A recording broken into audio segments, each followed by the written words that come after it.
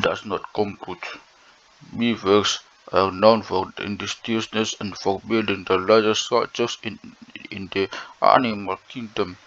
Every meter of 4 beavers can put up 1.5 meters of them wall in a day and end up with a structure that's typically 5 to 10 meters wide and about 1.8 meters high. The largest beaver dam in the world, discovered in a remote part of northern Alberta, is an incredible 850 meters 850 meters long and can be seen from space. With such edifices and the hard-working rodents that built them in mind, Hungarian mathematician Thibodeau named one of the fastest-growing functions ever conceived, the busy beaver. To, to understand what the busy beaver function is all about and and why it's so why it's so impressive, we must delve a bit more into the subject of computability theory. In particular, we need to take a closer look at Turing machines and the difference between what's theoretically computable and what isn't. Alan Turing was among a group of mathematicians and logicians, including Alonzo Church, Kurt Gödel, Stephen Klein, Rosa Peter, whom we met earlier in connection with a simplified form of the Ackermann function, and Emil Post, who pioneered computability theory in 1930s. At the heart of computability theory is the study of computable functions that take natural numbers as their input and produce an output that is possible given the sufficient resources to calculate. In Chapter 8, we talk about the device that Turing invented as a model for computation.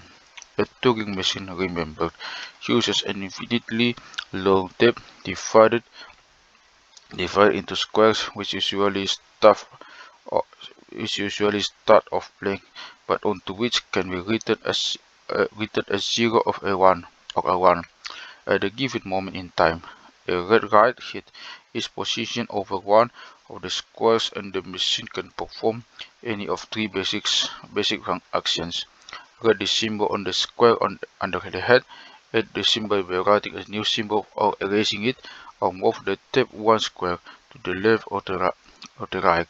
What it actually does depends on the contents of the present square or the instruction given in the machine program. Let's say that we have a Turing machine that has just two possible states, A and B. In state A, it will always write a 1 to the tape, move to the tape to the right, and change to the state B. In state B, it will always write a 0 to the tape, move to the tape to the right, and change to the state A. It's pretty clear what will happen. The machine will never halt and will keep writing the sequence 101010 forever. Most Turing machines are more interesting than his because the instructions tell them first to read what value is on the current square and then change the behavior accordingly.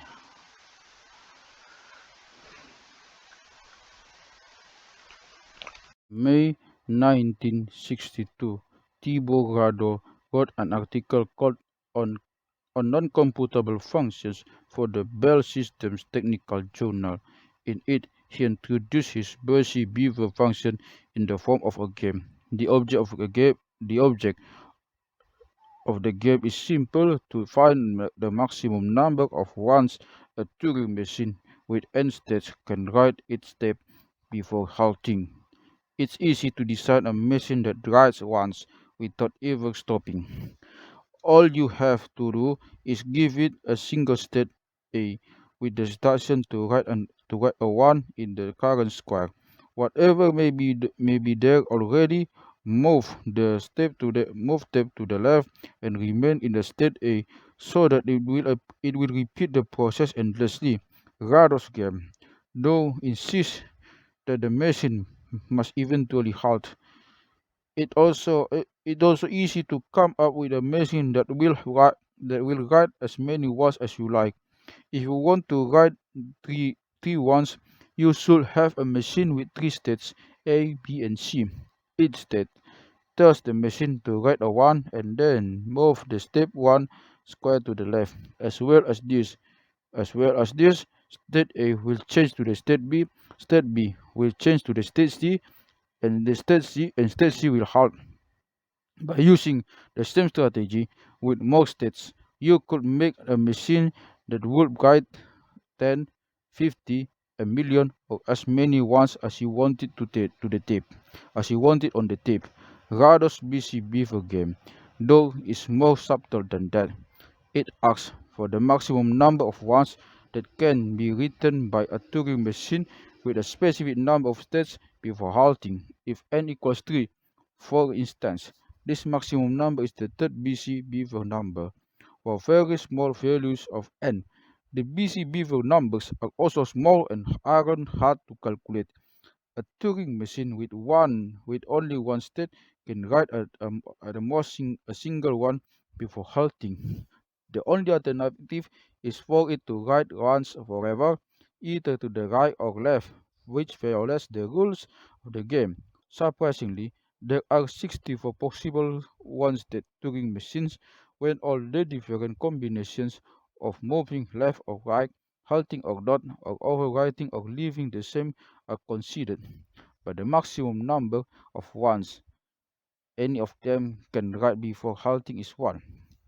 So the first BC before number is 1. The greater number of ones a machine with two states or can write, it turns out, is 4, which can be achieved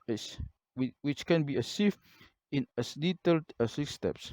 We can say that the winner of the two-state BC Beaver game, the two-state BC the two-state BC Beaver has a winning output of 4 ones, so that the second BC Beaver number is 4. You might suppose that this would be reasonably easy to figure out, but are there are 2,000 but there are 20,736 possible two-state Turing machines, each one of which has to be checked before winner can be declared. As Rados wrote in his 1962 paper, the number of n-state Turing machines is given by the formula. Answers: putting n equals 3 in order to figure out the number of three-state machines, the answer turns out to be every one of the every one of these has to be looked at to see if it might a winner of Rado's game in this case to find third BC beaver number. The machine that at a glance obviously one hat can be discounted immediately, but that still leaves millions of others which have to be checked. It's dual it's doable it's doable with the help of a computer plus some clever hand shifting, and the third BC beaver number turns out to be 6. It seems like a lot of work to reach a very small number. With 4 states, the number of possible machines is about 25.6 billion, where again every one of each has to be scrutinized in one way or another to find out first if it halts, and second, if it does, how many ones it produces by the time it halts. The maximum number of ones a four-state Turing machine can write, it transpires, is just 13. So far, the BCB4 numbers are hardly impressive in size. The first 4 of them are 1, 4, 6, and 13 respectively. After all the effort of, in the case of the four-state machine, going to billions of possibilities, the biggest finite output is still only in the teens. But we've seen of this kind of thing before, where a fast-going function off at starts off at a pedestrian pace, but then suddenly zooms away at dizzying rate. We say it with, for instance, the fast-going hierarchies and the tree function. It's also exactly what happens with the BC Beaver. The problems in progressing further is the explosive growth in the number of possible Turing machines or Turing machine programs. As n gets bigger, the number of ways to program a 5-step machine can be calculated from Gado's formula. With n equals 5, it comes out to be 24 to 10 equals 6.34 times 10 to the 10 to the 13, or just over 60 or just over 63 trillion. That's a tremendous number of different options to have to check through, even if you have a supercomputer available, which some BC before researchers do. The problem is just the problem isn't just the last number or combinations of states that a 5-state machine can occupy. The fact that in some cases a single run may take a very long time before it starts, assuming that it ever does.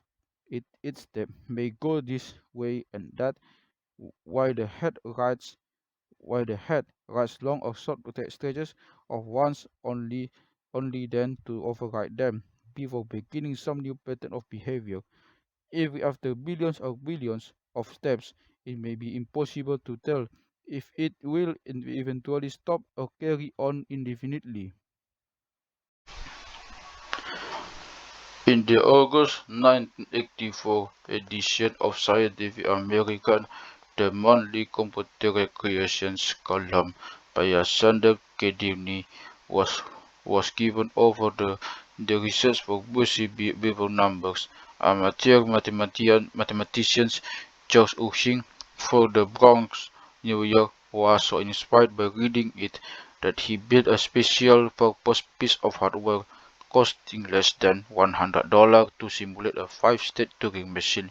After letting his homemade computer run for about 3 weeks while he shifted to several million possibilities, Wuching found one 5-state machine that had printed 1915 once when it halted, having gone to more than 2 million rows.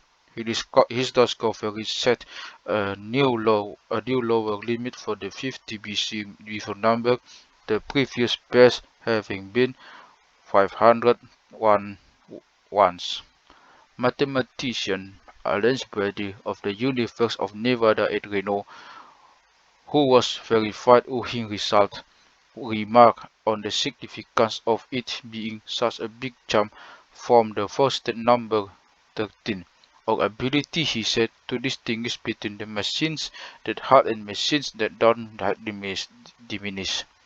Dewey remarked on the nature of discovery. To me, the interesting the interesting thing is that basically you've got an amateur doing something which is of the interest of the professionals. In 1989, German mathematicians Heine Maxent and Jürgen Buntrock raised the lower limit of Hooching's 1915 to 4008 to 4088, a god that still stands. In more than 3 subsequent decades, no one has found a 5-state machine that halts after producing more than 4098 once. So, this may well be a 12th BC before number.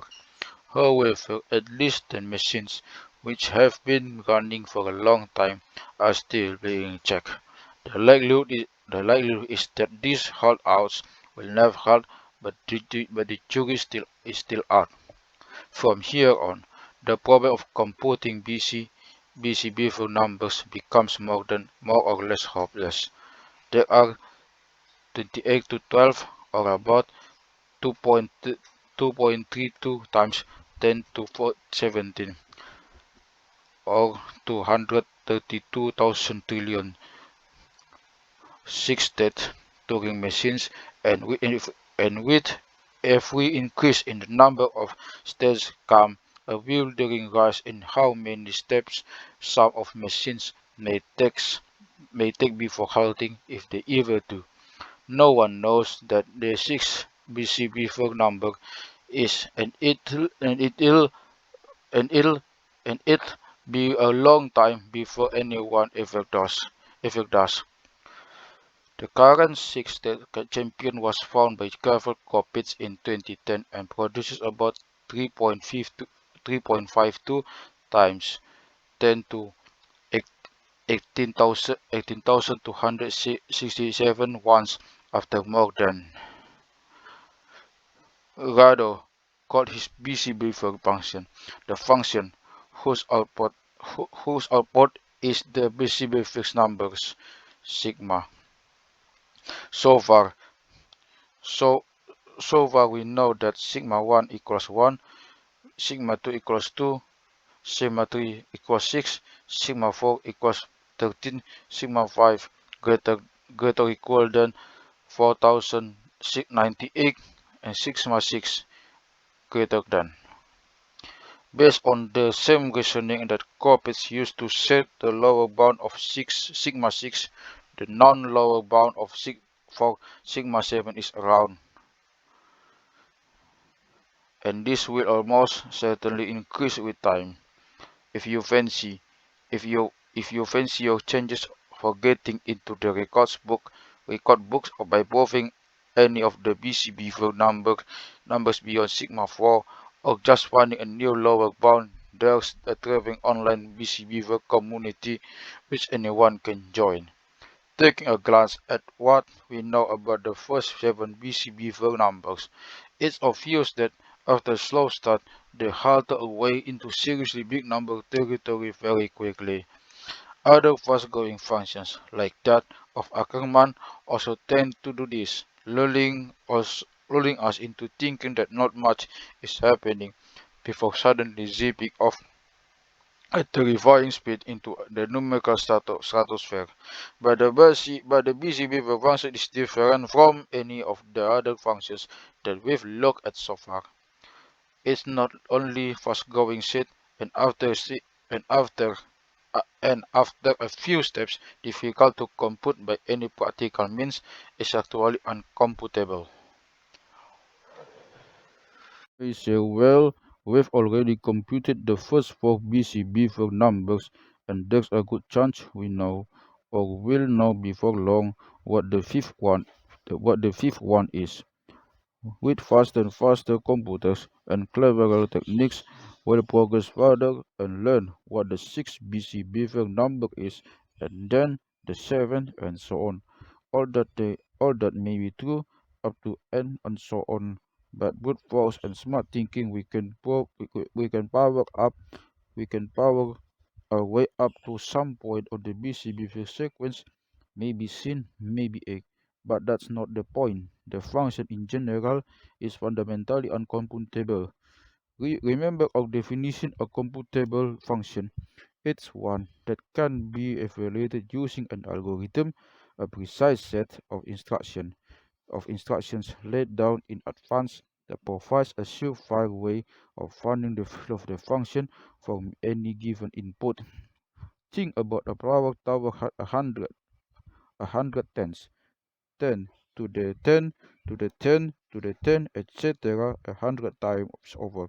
It's a colossal number, for bigger than a googolplex, and much too big ever to write out in full. But it's easy to write an algorithm that contains step-by-step instructions on how to compute it.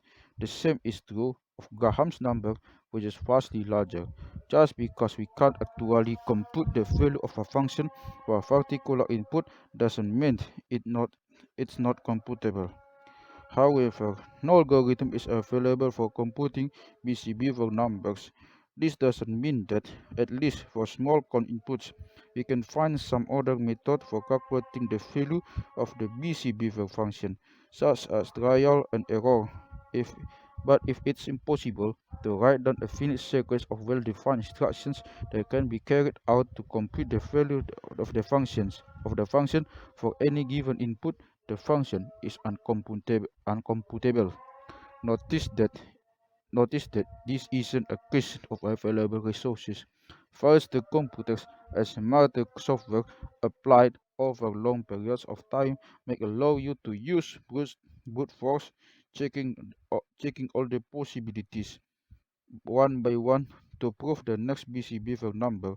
But as Rado demonstrated in his 1962 paper, you'll never find an algorithm to do the job for any arbitrary input because it can be solved by logical argument that non-exist. One of the remarkable consequences of the busy beaver numbers being uncomputable is that they go faster than any computable sequence of numbers. For short distances early on, you can certainly find computable sequences that are in the lead. For example, the first few cube numbers are 1 equals 1 to the third equals 1, 1 to the 2 to the 3 is equals 8, 3 to the 3 equals 27, 4 to the 3 equals 64, all of which match or exceed the corresponding busy beaver numbers. Power tower of 10, say, can maintain a lead over the busy beavers a bit longer before being overhauled. Even fast-growing, non-primitive recursive functions like the Ackermann function, which are nevertheless computable, are eventually completely overwhelmed by the BC-Beaver function. Although we don't know the value of any BC-Beaver numbers beyond the first handful, mathematicians are interested in them because they can be used to gauge the difficulty resolving some important, long-standing open questions. One of these is Goldbach conjecture, which asks whether every integer greater than 2 is the sum of 2 primes. In 2015, an anonymous user of GitHub software development site published a program for a 27-rule Turing machine that would halt if and only if Goldbach, Goldbach conjecture were false. This meant that if BB27 could be computed, it would provide an upper limit on how long it would be take to settle the conjecture automatically. All we have to do is run a 27 rule Turing machine up to a maximum BB27 number steps, and if hadn't halted by then, we'd know that Goldbach's conjecture was true.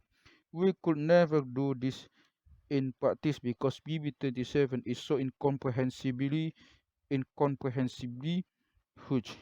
Well, nevertheless, being able to use BC Beaver numbers in this way helps calibrate the state of our knowledge of solved problems in number theory. A similar a similar analysis carried out in 2016 by Scott Aronson in collaboration with Yuri Matiasevich and Stephen O'Reilly identified a 744 rule Turing machine that halts if and only if the mighty Riemann hypothesis is false.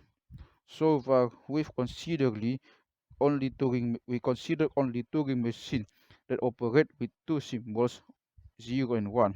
The BCB sequences that result from machines that work with some most states go at any even faster rate. If n specifies the number of states and m the number of symbols, then sigma and m is the BCB number for an n-state machine with m symbols. We already know that sigma 2.2, or what we refer to previously as just sigma 2, is 4. The table below summarizes what's currently known about other BCB beaver numbers.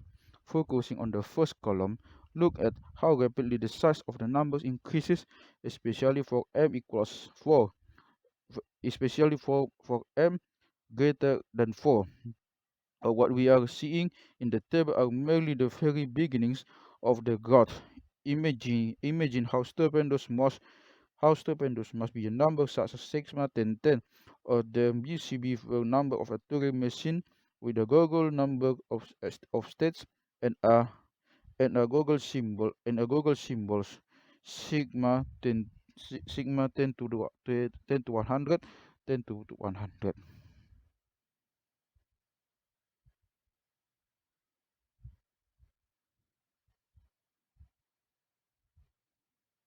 It might seem that with busy before numbers, we've surely reached the end of the road in terms of how fast a function can go and how quickly it can reach into the deepest spaces of the numerical cosmos. Surely, with Gauss sigma mn, we've arrived at the limit of what can reasonably be defined in our quest for the larger numbers of all. But no, the VCB function may be uncomputable, but it's not surpassable.